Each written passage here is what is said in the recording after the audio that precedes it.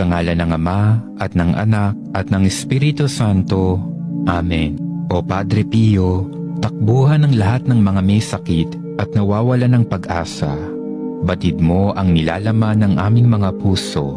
Nalalaman mo ang aming mga pangamba at mga inaasam. Noong ika'y nabubuhay dito sa mundo, dumanas ka rin ng mga pagsubok at karamdaman. Bantayan mo kami at kalingain habang hinaharap namin ang mga pagsubok sa aming buhay. O Padre Pio, inilaan mo ang iyong buhay na masugid na nakikiramay sa mga may sakit at naghihirap. Puno ng kabutihan at pagmamalasakit, pinaglingkuran mo si Jesus sa pamamagitan nila.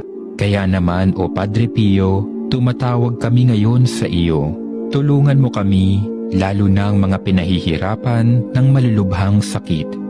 Bigyan lakas mo ang mga nawawalan na ng pag-asang sila'y muling gagaling. Pawiin mo nawa ang hirap at sakit na pinagdurusahan nila. Alisin mo ang hirap at kalungkutang bumabalot sa amin. Damayan mo kami at pagaanin mo nawa ang mga dinadala naming problema nang makita namin ang landas tungo sa mas matatag na pananampalataya at pag-asa. O Padre Pio, sa pamamagitan ng iyong mabisang panalangin at nakapagpapagaling na presensya, itinataas namin sa iyo ang lahat ng may sakit, lalo na ang mga dumaranas ng karamdamang wala pang natutuklasang luna. Umaasa kami sa iyong panalangin at pamamagitan, O Padre Pio. Nagsusumamo kami para sa agarang paggaling ng lahat ng may sakit, lalo na ang mga mahal namin sa buhay. Idulot mo nawa ang kagalingan sa kanila. Sa pamamagitan mo, O Padre Pio, nawa mapuno ng pagpapala ang mga may sakit, pati na rin ang mga nangangalaga at nagtataguyod sa kanila. Ibsan mo ang kanilang kalungkutan at pagdurusa. Punuin mo ang puso nila ng kagalakan at pag-asa. Maging dalisay nawa ang kaluluwa namin. Palakasin mo ang pananampalatayan naming makakamit ng mga may sakit ang tunay na kagalingan at mabuting kalusugan.